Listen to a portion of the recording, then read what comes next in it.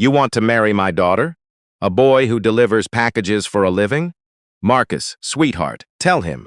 Tell him what your grandfather built. Tell him what this family is." She did not look at Deon Calloway when she said it. She looked at her daughter the way a person looks at a child who has picked up something dirty off the ground, patient and disgusted and certain that the child will come to her senses.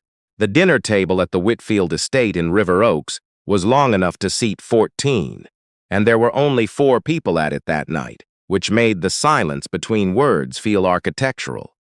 Crystal glasses caught the chandelier light. A housekeeper moved somewhere behind a door that had been left almost closed, and Deon Calloway sat at the far end of that table in the one good blazer he owned and understood, for the first time in his 22 years, what it meant to be looked through. "Mrs. Whitfield," he started. "I think you should go," Vivienne Whitfield said. Still not looking at him. "Marcus will see you out." Marcus Whitfield, the son, the one who had shaken Deon's hand at the door with a grip meant to communicate something, stood up from his chair without being asked. He had been waiting for the signal. Deon stood too. He looked at Simone, at the woman he had spent 2 years loving, at the person who had told him 3 weeks ago that she was ready to make this introduction, that her family would understand, that her mother was harder than she looked, but not impossible. Simone was looking at her plate. Her jaw was tight. She did not say anything. He left. The night air outside was warm and wet the way Houston in May always was, and the gate to the property closed behind him with a sound like a period at the end of a sentence. A car service he had saved for 3 weeks to afford idled at the curb. He got in. He sat in the back seat and looked at his hands for a long time. He had delivered 11,000 packages in the past year and a half. He knew that number because he had counted them the way a person counts something they intend to use.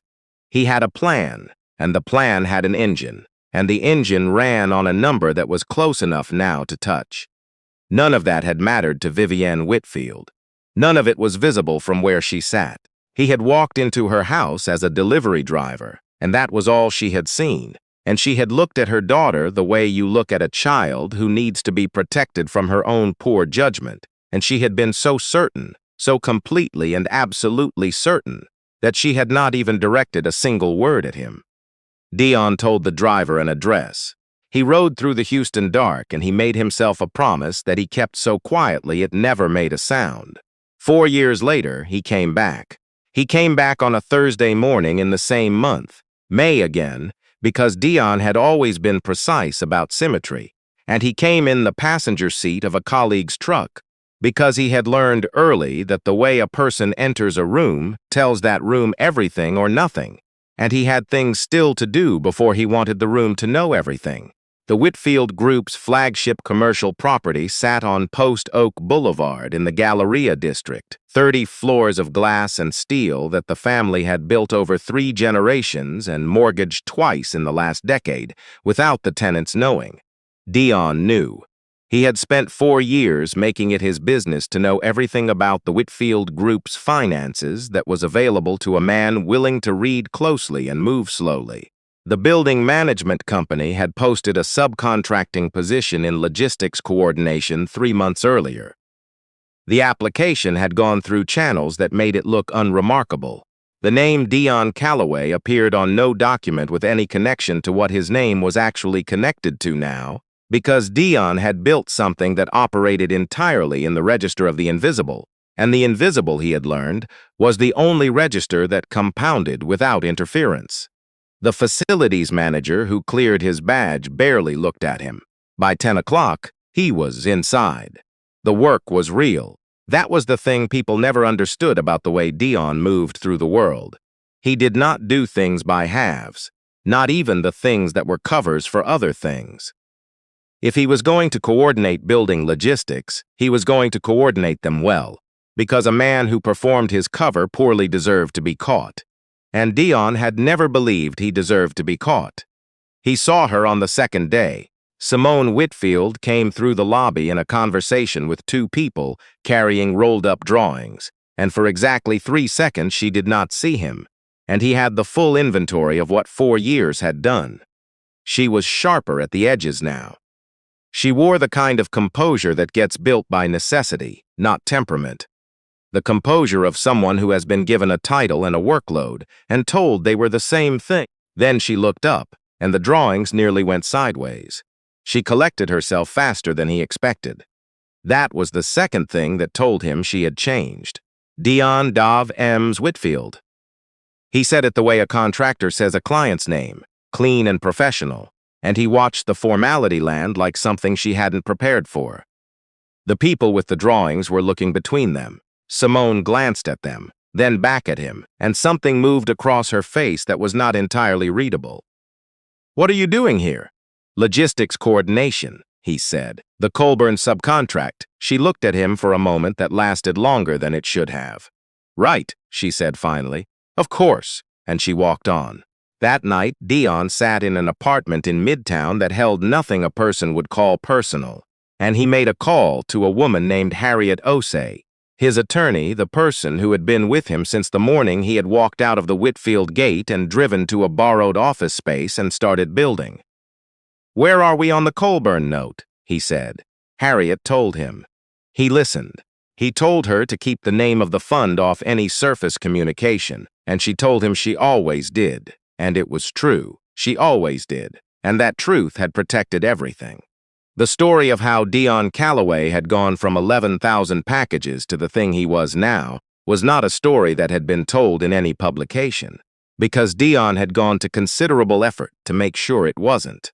The short version was a routing optimization system he had written on a second-hand laptop between deliveries, a system that did for last-mile logistics what a compass does for a man who has been walking in circles. He had licensed it to a regional distribution company in his second year. The licensing fee had become a purchase offer. The purchase had become a war chest. The war chest had become a fund. And the fund had, over the course of 4 quiet years, become the largest single holder of distressed commercial real estate debt in the greater Houston metro area, a fact that appeared in no press release and no profile and no headline, because Deon had built it the way you build something you intend to use precisely once, for a purpose no one else can see coming. The Whitfield Group's debt was in that portfolio, had been for 18 months. He had not come to the building to pull the trigger. He had come because there was a thing he needed to understand before he did, and the thing had a name, and her name was Simone. He found out what he needed to understand on his 4th day in the building. The Whitfield Group's facilities records were not secure in any meaningful sense. A man with a legitimate access badge and a reason to be in the filing room could read them without breaking anything, and Deon had both. What he found in the filing room was not what he had expected. The expected thing was inefficiency and arrogance, the kind of mismanagement that accrues naturally to a third-generation family business, where the second generation had already done the important work of surviving, and the third generation had mostly done the work of spending. He had expected that and found it. What he had not expected was the signature. For 11 months, someone had been signing off on vendor contracts at a rate that did not match the building's actual service costs by a margin wide enough to drive a truck through. The vendor names were plausible. The amounts were individually small. The pattern across 11 months was not small at all. It was methodical and it was patient, and it was the work of someone who understood that the way to take money from a family business without being caught is to take it slowly enough that no single transaction looks like theft. The name on the contracts was Marcus Whitfield. Deon sat with that for a day. Marcus was the son, the one who had walked him to the gate, the one who had shaken his hand with a grip meant to communicate something.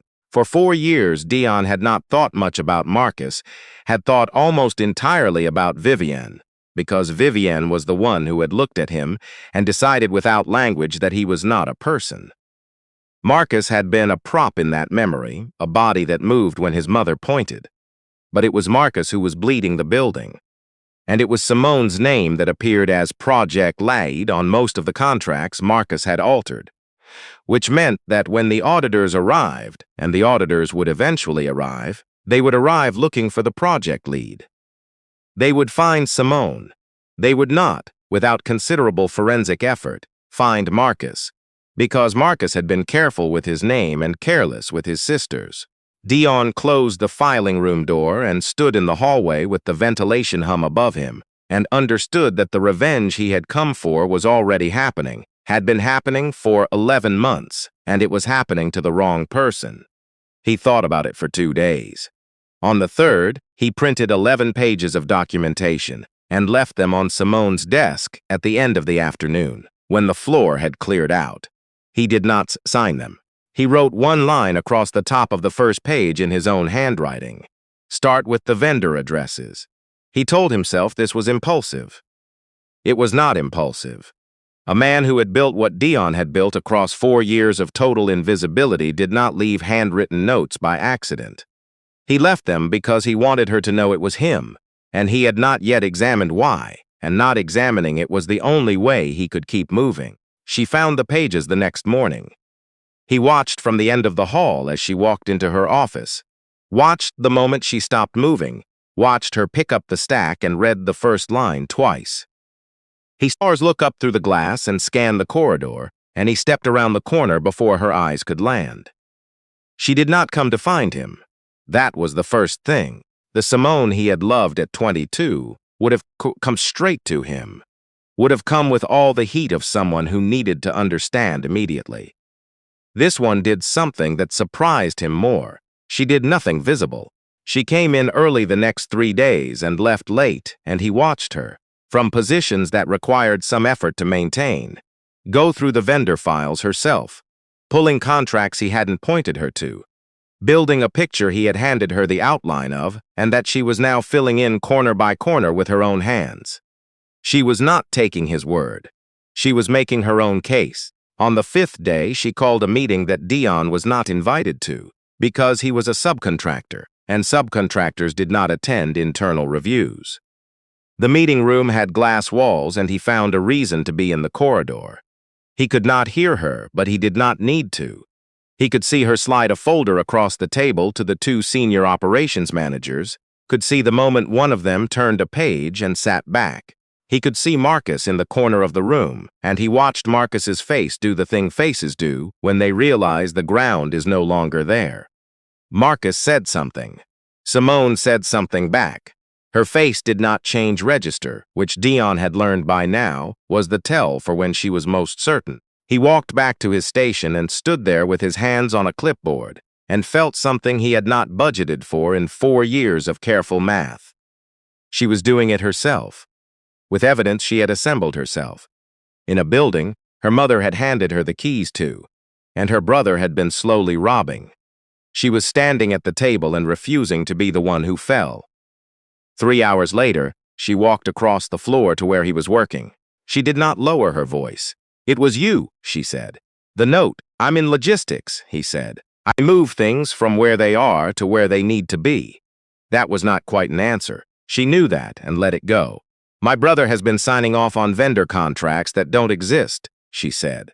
"I know. You found it in the files. The files aren't hard to read if you know what a gap looks like." She looked at him the way she had looked at things when she was working through them, directly, without blinking. "Why did you give it to me and not take it straight to the board?" He met her eyes. "The name they'd be looking at is yours. You're the project lead." Something moved in her face.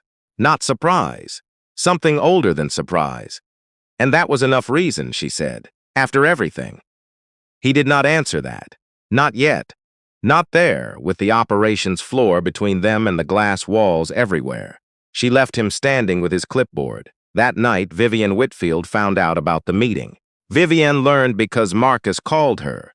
Because Marcus always called her. And because the story Marcus told her had been edited in the way people edit stories that are about their own culpability. So the version that arrived in Vivian's ear was not about vendor fraud, but about her daughter acting unilaterally without authorization in a way that was certain to draw regulatory attention to the building. Vivian was 63 years old, and she had managed the Whitfield Group's public face for 20 years by the simple method of controlling the narrative before anyone else could. She was not a foolish woman.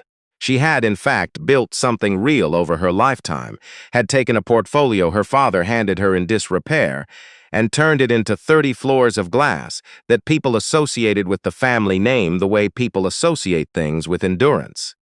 She had made one class of error, consistently, for all of it. She looked at people and cataloged what they had before she cataloged what they were. It was not, she would have told you, cruelty. It was prudence. It was the lesson she had learned, watching her father trust the wrong man in 1987, a man who had walked into the family business with a handshake and a beautiful way of explaining things, and had walked out with 2 years of company revenue and a forwarding address that led nowhere. Her father had been a man who believed in people. Vivienne had become a woman who believed in records. The problem was that records tell you what a person has. They tell you almost nothing about what they are going to build. When Deon had come to her table 4 years ago, young and without assets and looking at her daughter with something that Vivienne had decided was calculation. Because calculation was the only thing she believed a man in his position could feel. She had read his records and found them insufficient. She had not read him. She had read his account balance. She had been wrong about what he was capable of. She had been completely right about one thing. He had come into her house wanting something. She had simply misidentified what. She drove to the building the next morning to handle the situation herself. The situation, as Vivienne understood it, was a subcontractor who had gotten too close to internal documents and a daughter who had been manipulated into making moves that could destabilize the company. She would remove the contractor. She would pull Simone's authority over the vendor process and reassign it to Marcus until the review was complete.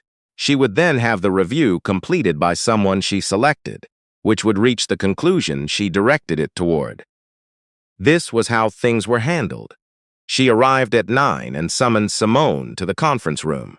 Simone came with a folder and a look on her face that Vivienne recognized from a long time ago and had not seen in years, from when Simone was 17 and had told her mother to her face that something was wrong and been told that she was misreading the situation.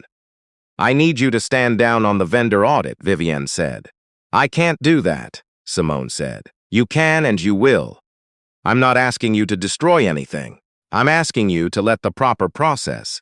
The proper process would have caught this 14 months ago," Simone said. "Someone made sure it didn't." Vivienne set her hands flat on the table. "Be careful." "I am being careful," Simone said. "I've been careful for 5 days. I have documentation of $340,000 in payments to vendors with no physical address and no operational history. I am the project lead. My name is on those contracts. I am not standing down." The room was quiet. "This is about him," Vivienne said. "The man from the subcontract. He put this in your hands and you don't see that you're being used." "He put 11 pages of findings in my hands," Simone said. "The other 400 pages of documentation I built myself. You can check the timestamps." She slid the folder across the table. "I'm not being used, Ma. I'm doing my job." Vivienne did not open the folder. She left the building and she made calls, the kind she had not needed to make in a decade, the kind that cashed in favors accumulated over 20 years of board dinners and charity auctions and strategic kindnesses. She assembled, by evening, enough board support to call a special meeting for the following Monday morning, at which she intended to formally restructure the vendor oversight process, remove Simone from any operating authority connected to the current review, and engage an outside firm of her choosing to conduct the audit. She would control the room. She had always controlled the room. Deon got the call at 10 at night. Harriet's voice was the voice she used when the information was urgent, and the situation required decisions. She told him what Vivienne had assembled, and what Monday morning was going to look like. She told him that if the board meeting went the way Vivienne planned it, the audit would be redirected, Marcus would not be found, and Simone would end up carrying whatever liability the restructured review chose to assign. There was one way to stop it. He had spent 4 years making sure no one in Houston knew his name in connection with the fund. To walk into that board meeting was to end the invisibility permanently. to stand in a room full of people who had made assumptions about what he was and tell them what he had actually built, to accept that Simone, sitting somewhere across the city, would learn at the same moment as everyone else that the man who had delivered packages at her family's address had come back holding more of her family's debt than her family held equity. He sat with the phone in his hand and understood that the thing he had built as a weapon had somewhere in the past 5 days become something else, and that the transformation had happened not on the day he printed 11 pages of documentation, but earlier, when he had watched her build her own case brick by brick and refused to be impressed and been impressed anyway. He called Harriet back. "Get me in the room," he said. The Whitfield Group's board met in a space on the 28th floor that had a view of the city on 3 sides, and on Monday morning was full of people who expected the meeting to be over in 40 minutes. Vivienne had been precise in her communications. The resolution was drafted. The outside firm had been pre-selected. The votes, she believed, were there. She opened the meeting with the manner of someone finishing a thing that was already done. She was six minutes into the presentation when the door opened.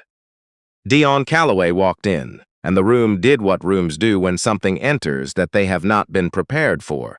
A man who had been a subcontractor 3 working days ago was now wearing a suit that suggested an entirely different category of life, and he moved through the room with the ease of someone who had been in rooms like this before, which he had been in 4 other cities, in proceedings that had gone his way. Vivienne said his name like it was a trespassing charge. The woman who came in behind him set a leather portfolio on the table with a sound that was not loud, and was nonetheless the loudest thing in the room. "My name is Harriet O.C., she said. "I'm counsel to the primary debt holder for the Whitfield Group's outstanding commercial notes. My client asked me to be present before the board takes any votes this morning." She opened the portfolio. What she laid out across the next 6 minutes was not complicated, because Deon had never believed that complex presentations conveyed power. Power was simple. The documentation showed the acquisition of the Whitfield Group's distressed commercial debt across a 4-year period, position by position through instruments that had been invisible because they had been designed to be. The fund that held the debt was not a rumor and not a shell.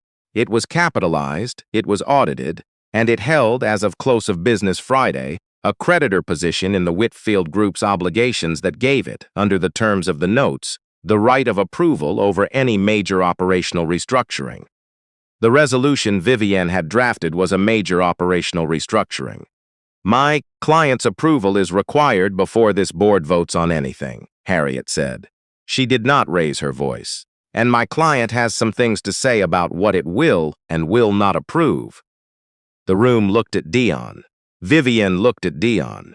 He had imagined this moment in many forms over 4 years, the look on her face when the arithmetic refused to work, when the conclusion she had organized her life around had to be set against the thing standing in front of her.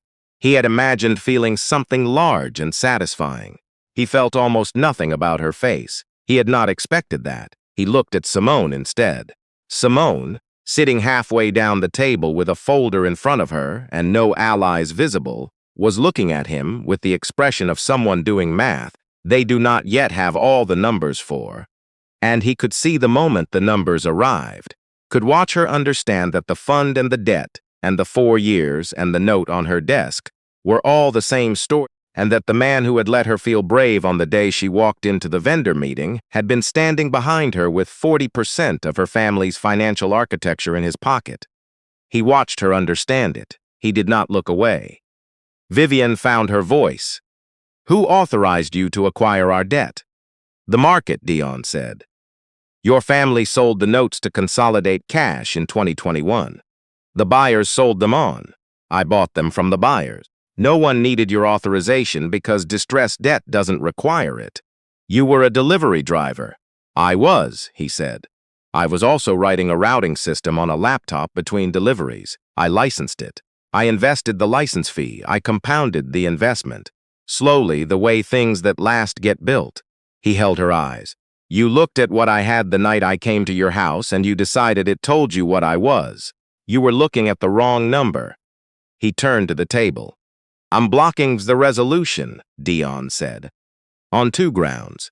First, the vendor audit that this resolution would redirect is the correct response to documented fraud in the building's procurement process, and redirecting it protects the person responsible for that fraud.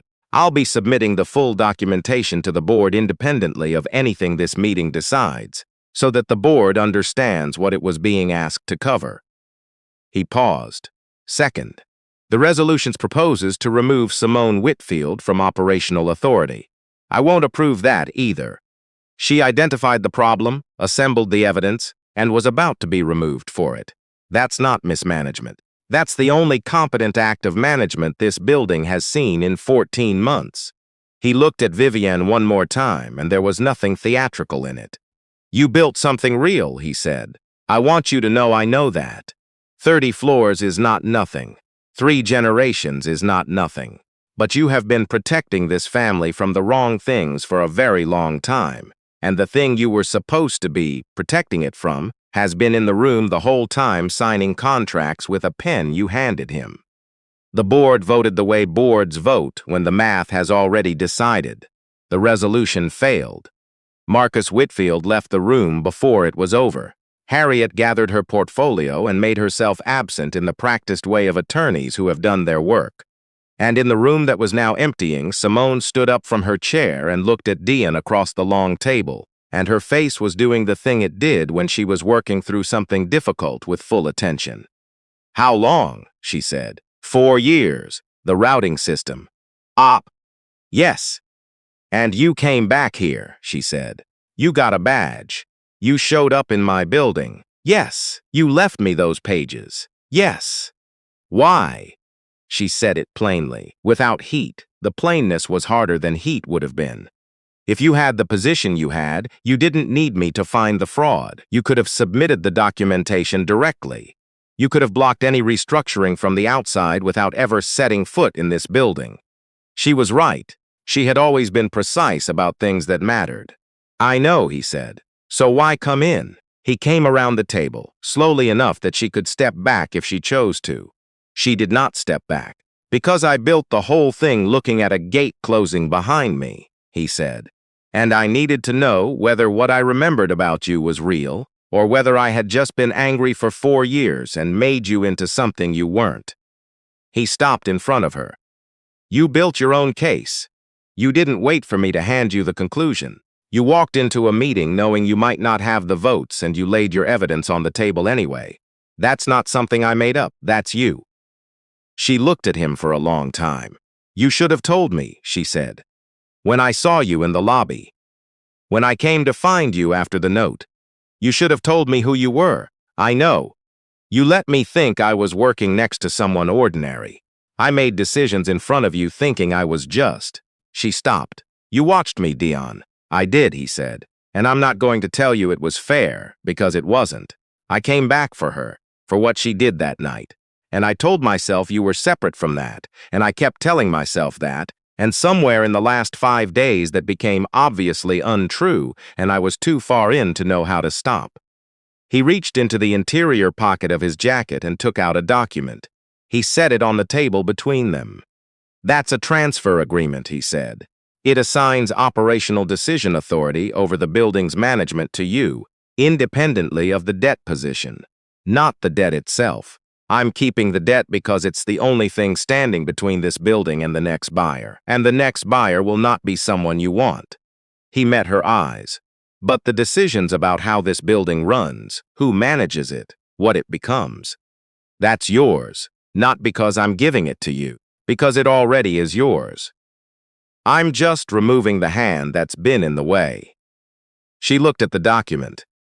The window behind her showed the city in morning light, 30 floors of it, and the Whitfield name was on the building below them and would remain there, and the woman standing in front of that name had just spent 5 days building a case that could have cost her everything and had done it anyway. She picked up the pen Harriet had left on the table.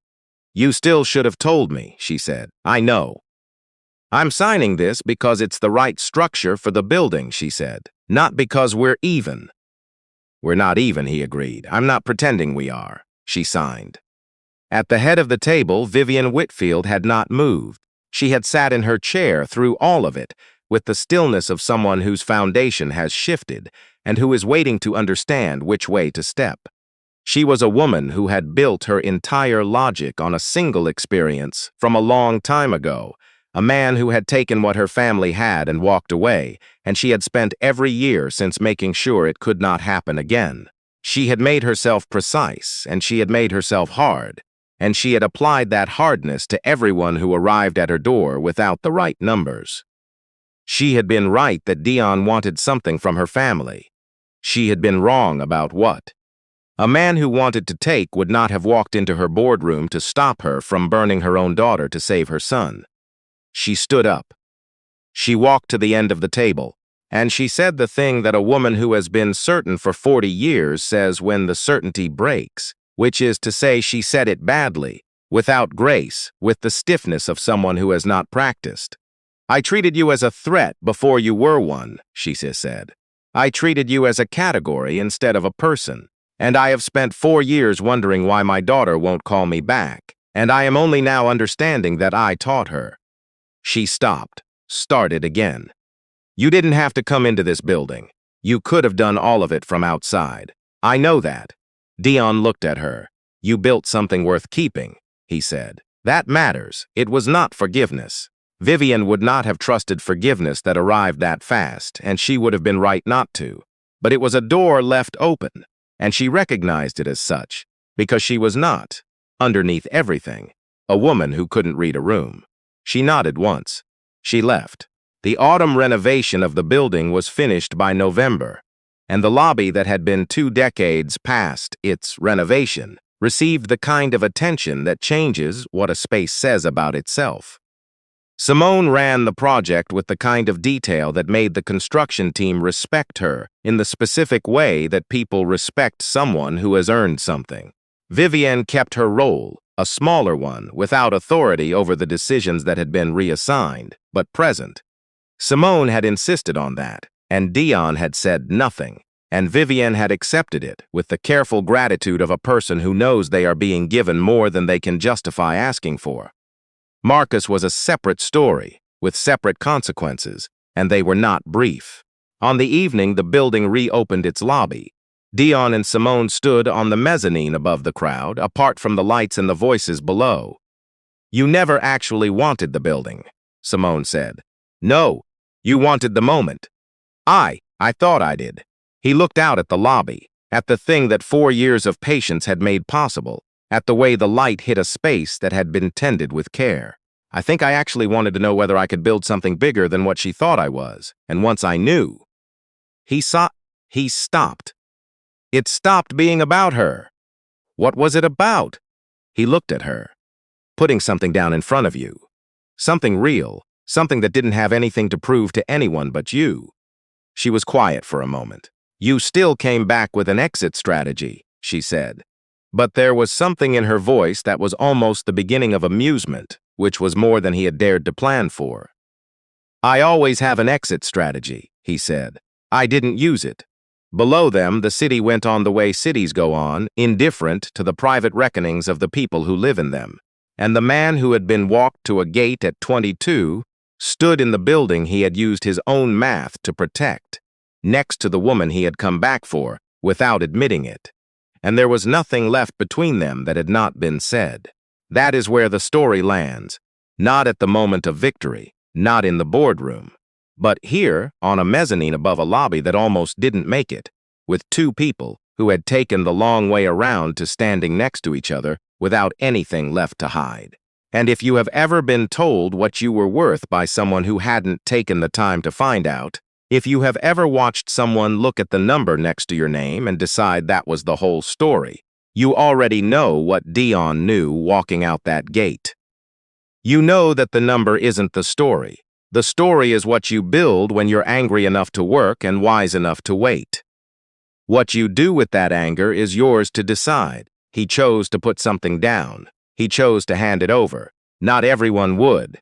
I'm not sure everyone should. But tell me what you think. In a story like this, where does justice actually live? In the moment the room turns, or in the moment someone opens their hand? I'd like to know, and I suspect if you've made it this far, you have something worth saying about it.